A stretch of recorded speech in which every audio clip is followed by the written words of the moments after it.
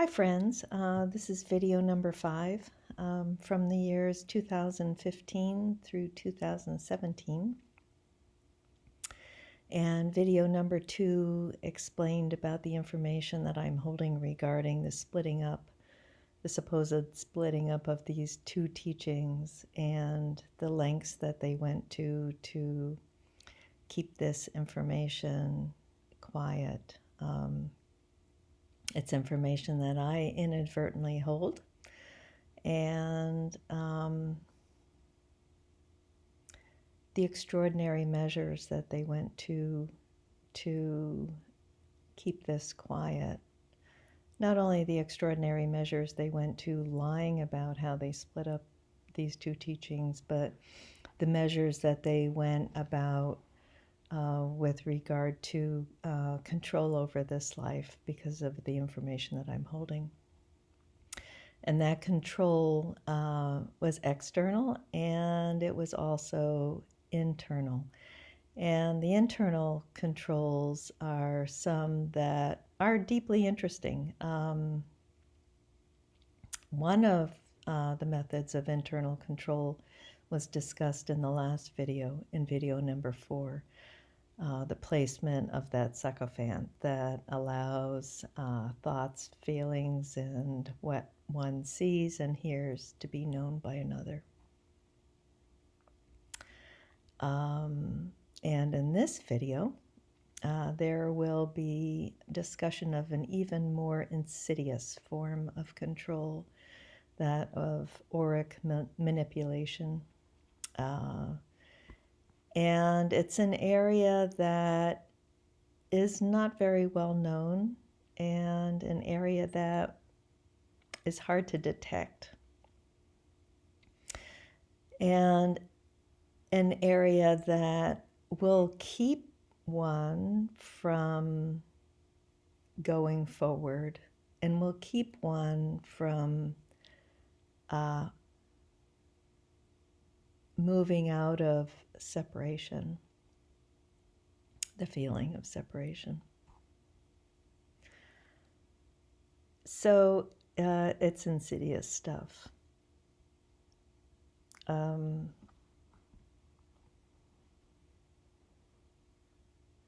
wanted to talk about what led up to my discovering of this. And as you know, I was from a very strict Advaita background that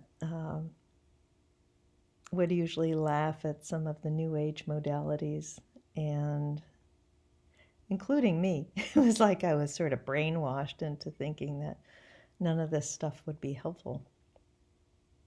And I mentioned this to a friend of mine who said, you know, there are many things that can be helpful along the line of healing. And a lot of these modalities can be just like that, can be tools in your toolbox. So I took that seriously and decided to use my own internal guidance when it came to digging my way out of this. So I tried pretty much everything, and some of them worked. Some of them were just fun, but some of them actually worked. And I mean, I tried everything from Enneagram stuff to tarot to clairvoyance, energy healers, and psychics. And this was a 24/7, 40-hour-a-week job, digging myself out of this, by the way. Not only did I spend every last dime pretty much on all of these modalities and methods to really see what it was that was inhibiting this growth. There was something, and I couldn't put my finger on it. There were trauma experts. One was a presenter at the Science and Non-Duality Conference in San Francisco, I think it was at that time. And I remember primarily just the look of horror on her face as I was describing what had happened over the years.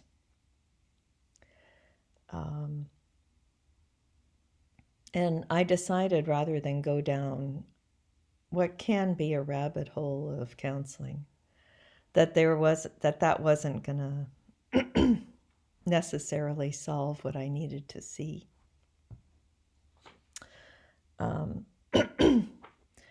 Astrology was another big help in that this one particular astrologist who's, excuse me, very talented and awake in her own right, told me that there had been persecution in prior lifetimes around the time of the Christ, and could have been from holding information, could have been death because of holding information. Not surprised. And she also said, and this was very sound advice, she said, if after you pass from the body and you look back at your life, what would you have wanted your soul to do? And as you know, I went for many years thinking I could hold on to this information, thinking that this life could be free while doing that. And also the ramifications on my family. And so, yeah, if I had looked back on my life and did not come forward with what I now know, I would have felt that would have been a grave mistake, not only to me and to my family, but to truth teachings. If truth teachings are compromised in their integrity, they just aren't true. So I went through all these modalities. Some offered some very clear insight, some more than others, obviously. And there was also a trip to Tuscany with a well-known poet. And although that trip was pure heaven and delight, there was still this cloud over me that was held in place by whatever block there was that I couldn't see at the time. Then shortly after getting back from that trip, which was in September of 2017, I believe, I heard on a program that I was listening to every so often. It's a free radio program that dealt with a lot of these New Age guys. Some really fascinating. Anyway, there was this lady that came on and she started talking about shadow energy, and my ears perked up. And she wasn't just talking about the standard shadow that we've all come to know of as unconscious stuff in our field that we haven't yet addressed. This was shadow that can easily be picked up in the environment, and even more nefarious than that, can be placed in one's system by an adept. And when I heard that, I really started listening carefully to what she was saying. And in this program, she talked about the necessity of psychic hygiene and the necessity of working with a level of spirit that oversees universes. Now, this is all stuff that was pretty new to me, but this woman was intelligent and awake in her own right, cooking for a long time, at least as long as my teacher, about 40 years. So, and she called this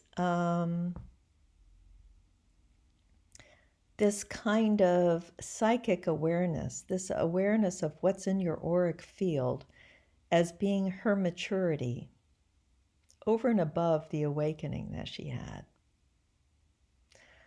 So here I am listening to this woman talk about shadow that can be placed in your field by an adept for purposes of control. Now, a lot of people in this country, especially this culture, is going to look at that stuff as kind of woo-woo.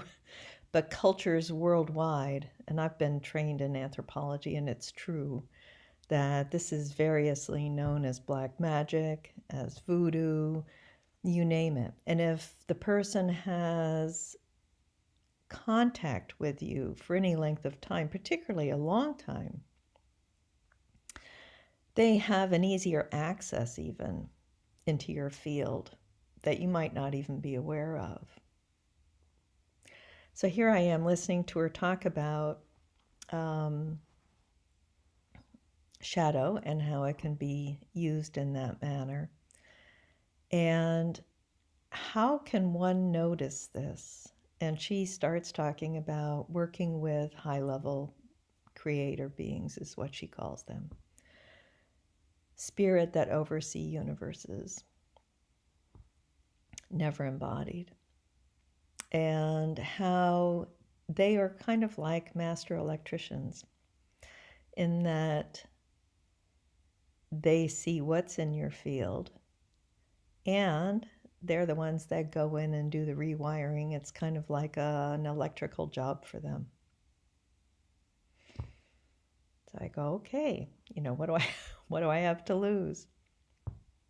At this point, after spending really a full-time job and every penny that I have with all these different modalities to see what's in my field, I end up purchasing this program where she actually gave out the sound codes for these spirit beings. And very high level spirit beings. One group deals solely with shadow energies. I mean, it felt like I had just stumbled upon this pile of gold, quite literally. So after I get this program and I'm listening to it probably 500 times, I went to bed one night and with deep intensity, sincerity, and intention. And I addressed, using the sound code, this spirit being with this particular prayer. It was a question, and it was straightforward and simple. And I said, show me what is in my auric field that's not natively mine. That was all I said. But I cannot even tell you the intensity that that request was. I mean, it was like my life depended on it, and it did. And the answer came forth word for word, totally clear. That shadow had been placed in my auric field for purposes of control, relational control, particularly with regard to intimate relations, for close to a decade. And they told me who placed it there. That was a shock. Anyway, that also synced up perfectly with what this teacher told me before I left this organization, that not being able to be with somebody would be the hardest thing for me. Now, at the time that he told me that, I didn't have a clue what he was talking about. I had no idea what he was referring to. And yet he told me that plain and simple in silence. It was clear as day.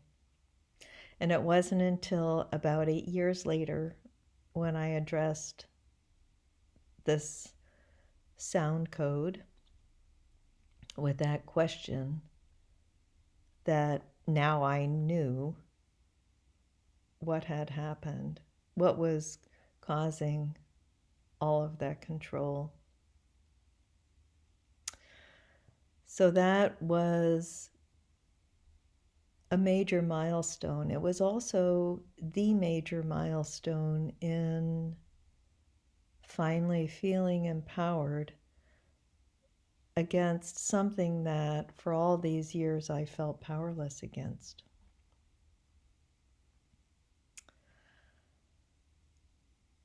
So what I would like to do in video number 6 is discuss learning and trying to teach myself with this program that I ended up purchasing from this person about these creator beings, of how to talk to them, how to communicate, because it's not all the time that you get a word for word response like I actually did get with regard to that question. More often than not, there'll be feelings that'll come in. But how to recognize those answers and work in concert with them, because they don't work on their own. They only work at your request. So it's a request to be shown what's in your auric field, and it's a request to transmute it. So that I'll discuss in video number 6. And with that, I send you lots of love and a deep, deep namaste.